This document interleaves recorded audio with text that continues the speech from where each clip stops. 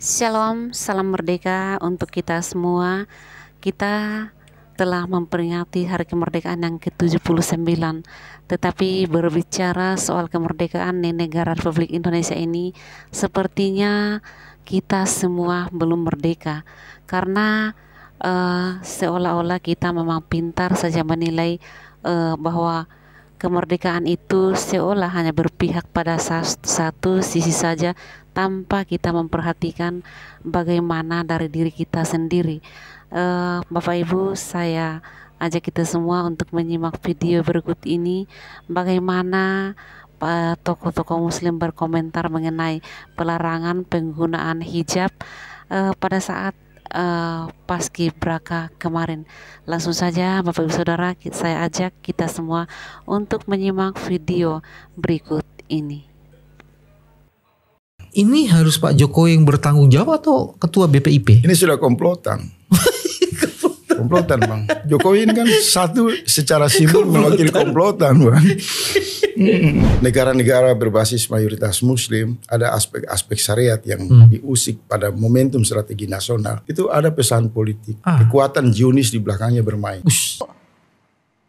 Puji Tuhan sih selama ini nggak ada kendalanya Mbak. Hanya Yang terakhir Bu, apa harapannya untuk putri tercinta Livenia untuk kedepannya, untuk karirnya? Untuk karirnya tetap fokus, capai apa yang Livenia cita-citakan.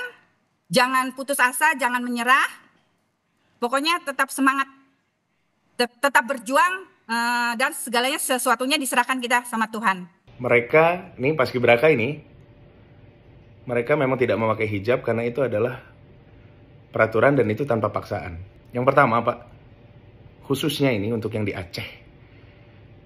Aceh itu menerapkan peraturan berbasis syariah, di mana wanita memang harus menggunakan hijab. Dan ini salah satu keberagaman yang dimiliki oleh Indonesia.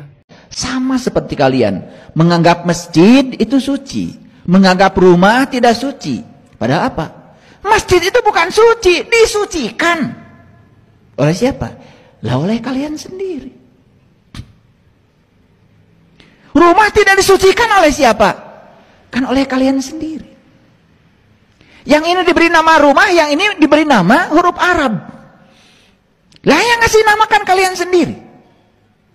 Dan lucunya, kalau nama itu sudah ke Arab-Araban, dianggap suci. Lah siapa yang menyucikan masjid itu?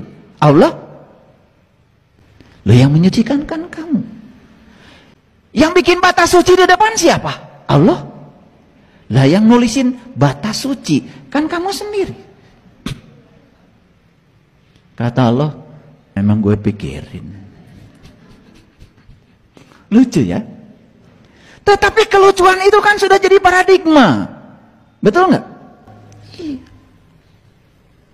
Di masjid tidak boleh berkata kotor. Di rumah boleh.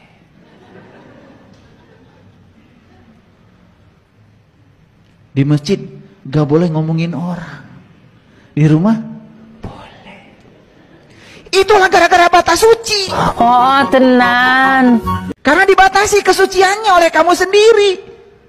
Padahal Allah bilang, aku meliputi semesta raya, meliputi rumahmu, meliputi masjidmu.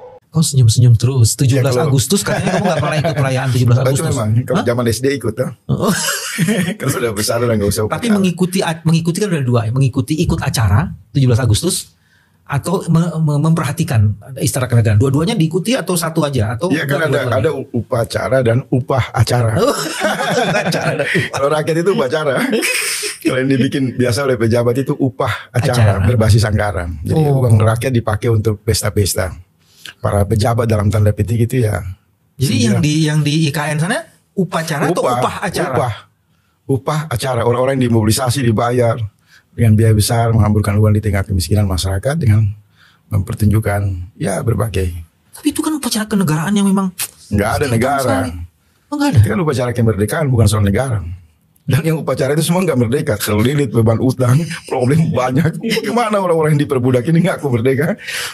Jadi namanya aja udah salah ya? Salah, itu upah acara. Upah acara. Strip acara. Dan kemandekan bukan kemerdekaan. Ya. Jangan gitu lagi ya. Kemandekan.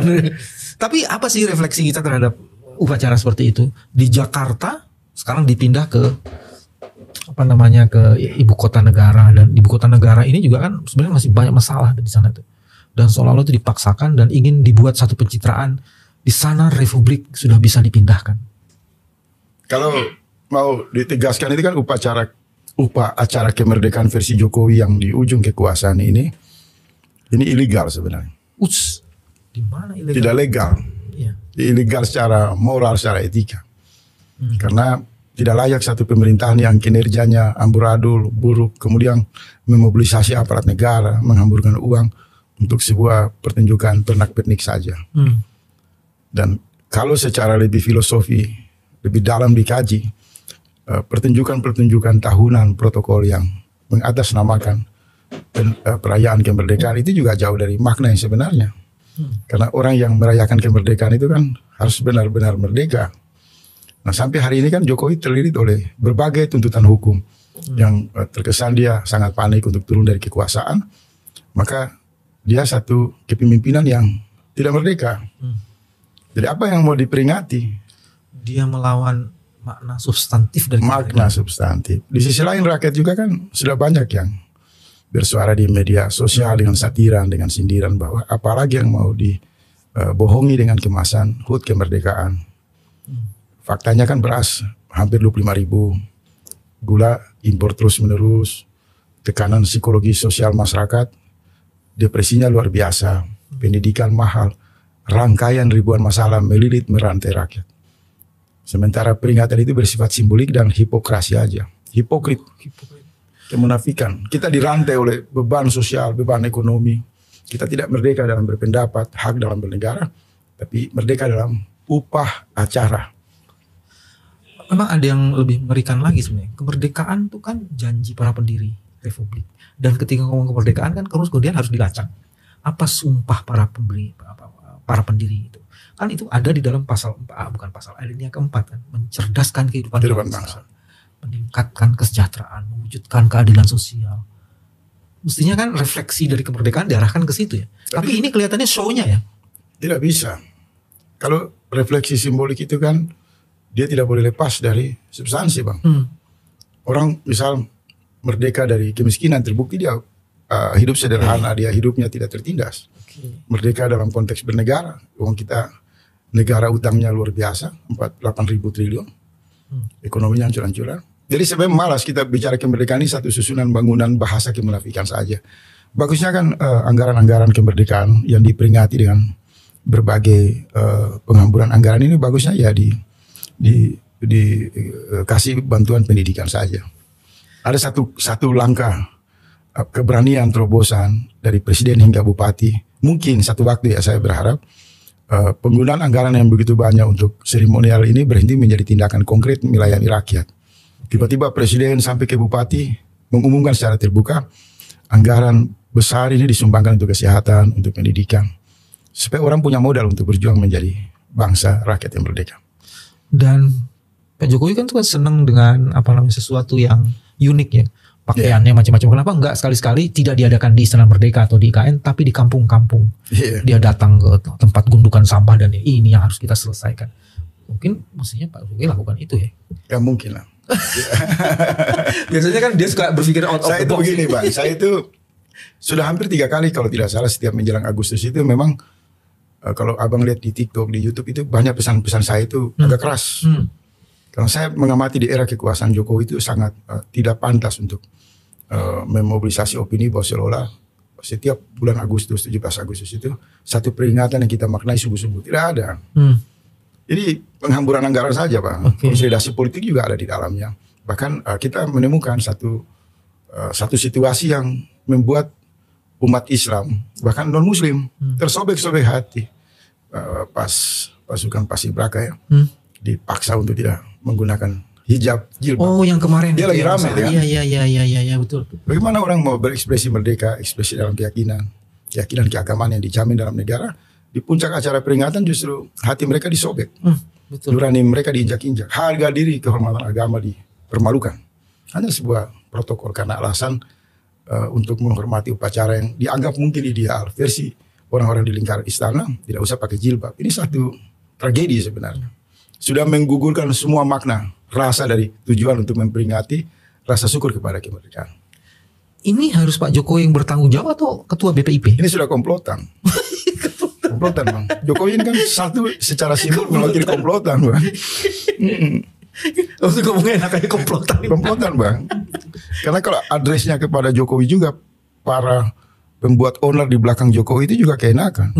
Nanti selalu salah Jokowi seluruhnya. Dan itu efektif. Kalau dalam dunia mafia, dunia penjahat itu ditampilkan satu penjahat yang menakutkan, tapi kan banyak penjahat di belakang. Penjahat lain di belakang yang berlindung di balik wajah penjahat yang sebenarnya kan.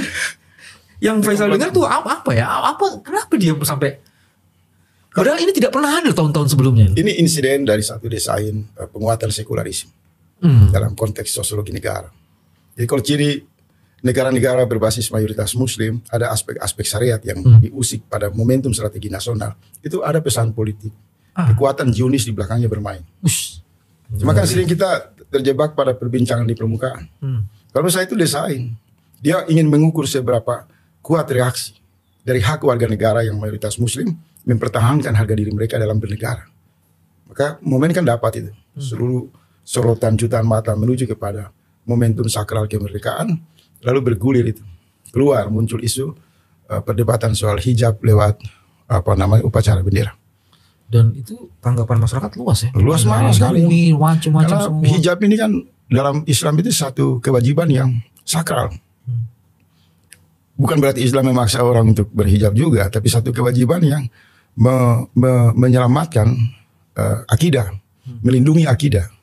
Satu simbol yang sakral. Misal di Rusia itu kalau saya tahu saya Bang Dan, penghinaan kepada mereka yang menggunakan hijab itu dihukum berat juga. Di Rusia, negara bekas komunis, tidak boleh ada penghinaan terhadap simbol-simbol Islam. Nah kalau yang sekarang, nah kita dari sistem kekuasaan yang melakukan itu apa nih? Jadi kalau kita lihat perayaan-perayaan kemerdekaan dari tahun ke tahun dengan menghadirkan gairah materi yang luar biasa, brutal, itu menunjukkan watak-watak Zionis, para penyembah materialisme.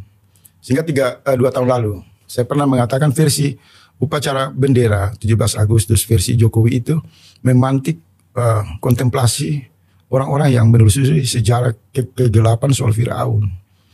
Karena dari sana asal-usulnya Firaun itu suka kan dengan hura-hura, macam-macam itu.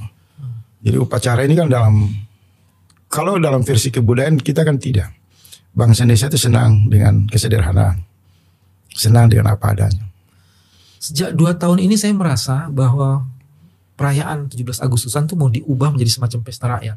Dan itu dikonfirmasi udah 2 kali kan. Yang pertama itu kan ada si Prayoga nyanyi 2 tahun yang sebelumnya. Terus kemarin si Putri itu juga nyanyi kan. Nyanyi semua orang terus berjoget-joget. Jadi upacara yang sakral itu didesakralisasi untuk menjadi bagian dari pesta rakyat.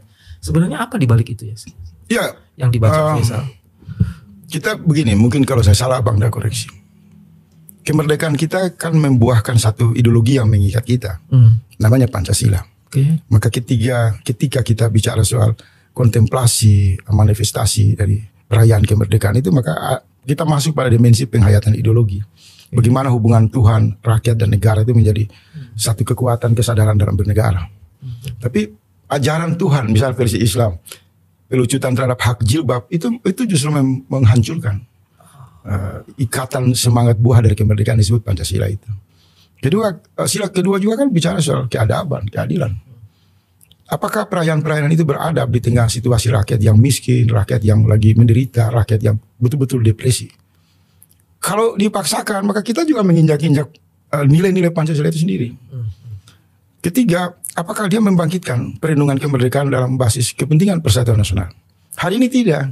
Jokowi membonceng seluruh para buzzer, oligarki, orang-orang kaya, musisi-musisi yang memang mentransformasi pemujaan terhadap materialisme dan menyisihkan ruang yang lebih luas rakyat mengambil inisiatif menghayati kemerdekaan dengan berdoa, kesederhanaan dan lain-lain.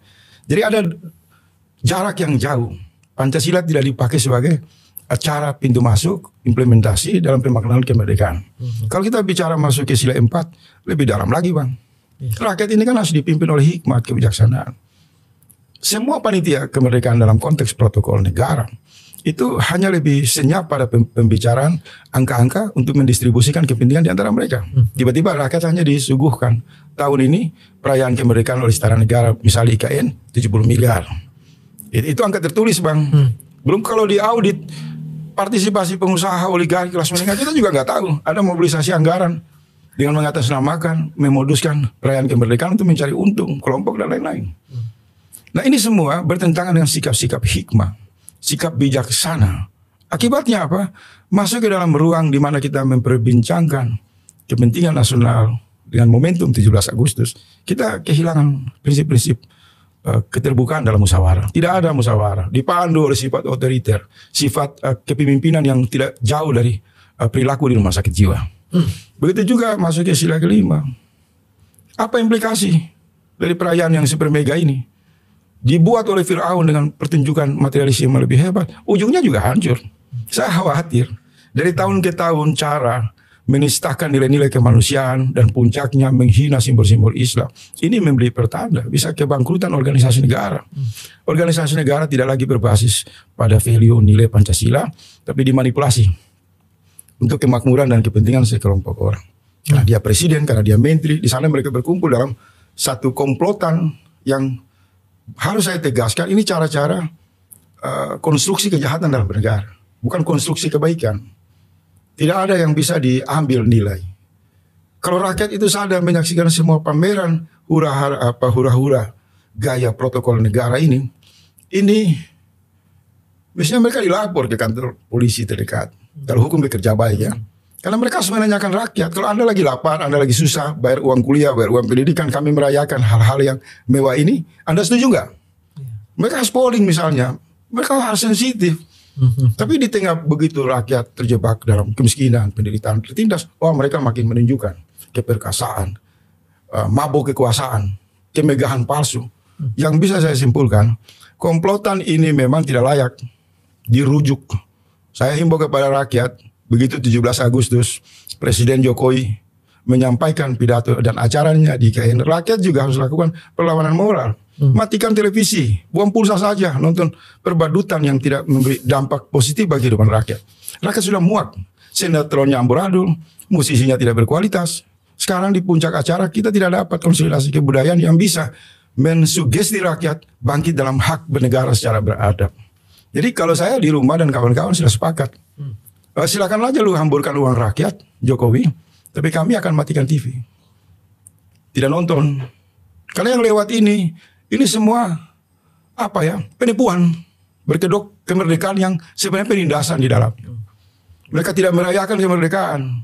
Mereka merayakan kebebasan mereka untuk melakukan penindasan atas nama kemerdekaan kepada rakyat. Ngeri. Di setiap tanggal 17 Agustus di setiap tahun selalu didahului dengan tanggal 16 dan itu artinya ada nota yang dibacakan oleh presiden. Dan nota itu senantiasa diperhatikan karena pada titik itulah kita akan melihat arah dari penggunaan kekuasaan dan kebijakan pembangunan ke depan. 17 Agustus kali ini menjadi sangat unik karena kepemimpinan Pak Jokowi tinggal 3 bulan lagi gitu. 2 bulan lebih. Jadi apa makna penting? Ini besok kita dibacain nota. Ya, kalau nota ya rakyat cuma kebagian nonton dan DPR tepuk tangan saja Bang, MPR Bang. Nota apa lagi yang mau dia baca, semua sudah bisa diprediksi. Kira-kira apa prediksinya nih? Apa yang mau ditulis di situ? Akan ada pengulangan penyampaian permohonan maaf dan permohonan maaf itu sudah pernah disampaikan ya. Itu pasti ditegaskan lagi lewat jalur formal ya di MPR kan. Kemudian basa-basi tentang penggunaan anggaran. Kedua gejolak dinamika politik internasional, dinamika geopolitik. Keempat nanti ada himbauan yang bersifat persatuan nasional. Dan kalau itu semua dikumpulkan itu kebohongan. Saya udah izin sekali saya tidak berbicara tendensius. Kalau bicara Jokowi ini, baik pidato formal maupun informal, agak susah dirujuk. Itu basa-basi Bang. Karena orang yang berbohong ratusan kali itu, dia hanya membuat kualitas kebohongan itu lebih meningkat. Kita tidak akan dapat bahasa kejujuran dari Jokowi untuk di pidato nota nota apa Bang? Nota tahunan ya. Nota tahunan 16 Agustus itu. Bisa dia mengatakan kepada seluruh rakyat bahwa kalau mau menguji kebenaran yang saya lakukan dalam 10 tahun, silakan membuka jalur pengadilan untuk mengujinya. Baru kita konfirmasi di sana. Kita bertanya di sana, Pak Jokowi gimana soal 8.000 utang luar negeri? Apa yang membuat Anda begitu bernafsu bermain pada wilayah kebijakan yang sangat sensitif ini? Terus kebijakan IKN dan lain-lain. Bisa dikonfirmasi. IKN pasti munculin lagi ya? Iya pasti. Karena kalau lewat DPR dia pidato, seluruh hulu balang yang berkedok DPR di sana tepuk tangan saja. Hulu balang. Mereka bukan politisi. Karena rumah-rumah partai itu kan sudah dikuasai. Rumah-rumah partai sudah dikuasai. Gedung-gedung partai sudah dikuasai dan penghuninya di dalam disuruh berbaris maju ke satu gedung yang dibiayai oleh rakyat namanya DPR. Ya kerjanya duduk tepuk tangan. Yang terpaksa. Tersandra dalam jejaring laba-laba aneka kejahatan bernegara. Beberapa hari lalu kita dipertunjukkan satu pernyataan permintaan maaf. Itu di acara rapat apa? Itu kayak para kepala daerah dia kalau salah itu. ASN atau Dia sempat menetiskan air mata kalau tidak salah. Siapa yang menetiskan air mata? Jokowi itu.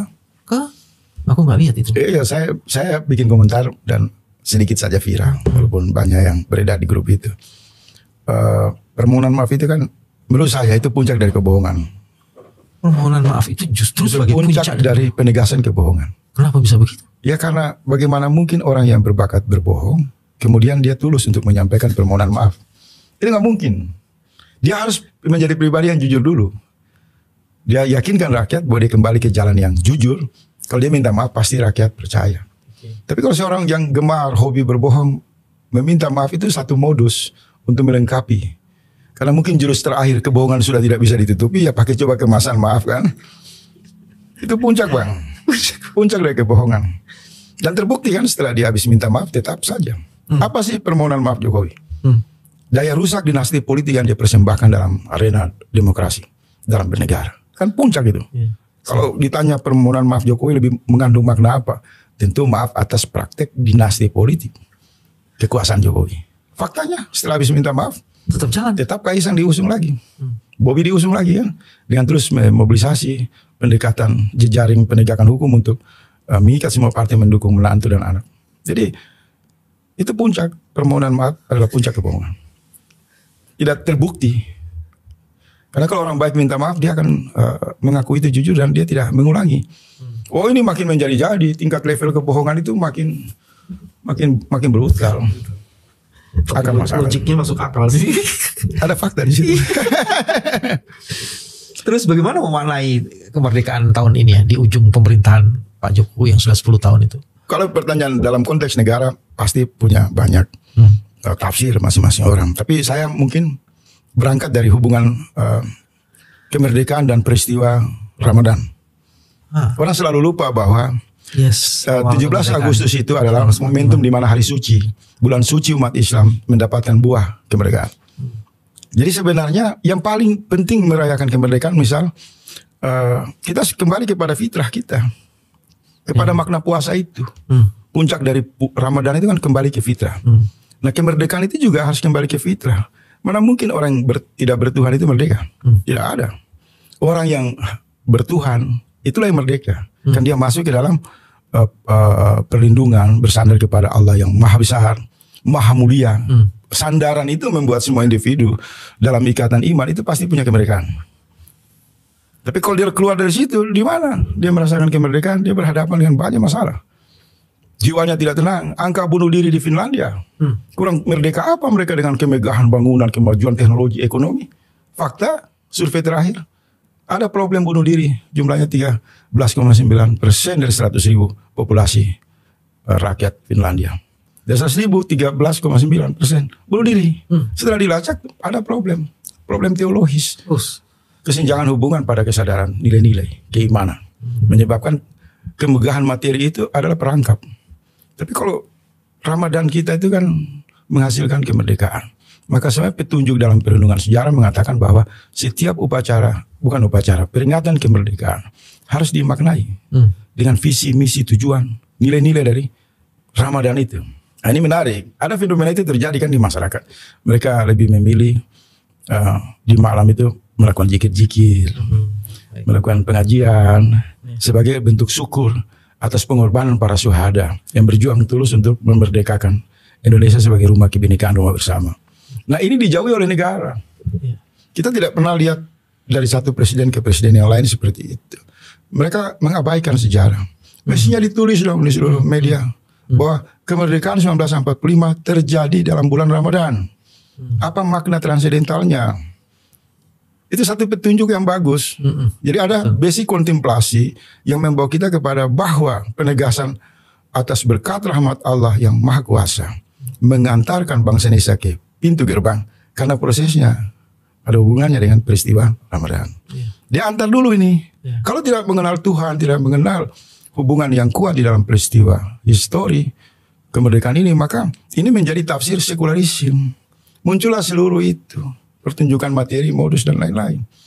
Kita krisis kesadaran, krisis ketauhidan.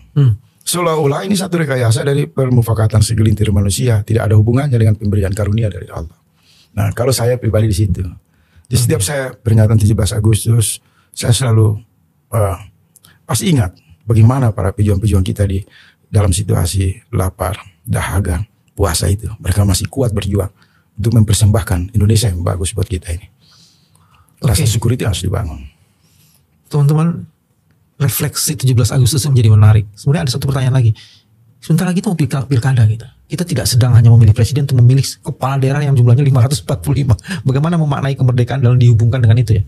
Pilkada. Iya, kalau kemerdekaan sudah dikuasai oleh para tuan pemilik kekuasaan uang dan peringatan itu hanya menghabiskan uang negara, maka waktunya juga dekat dengan pilkada, maka sudah bisa disimpulkan mobilisasi seluruh elemen di IKN itu akan tidak lepas dari juga bagian kepentingan politik, konsolidasi kekuasaan Jokowi di ujung kekuasaannya.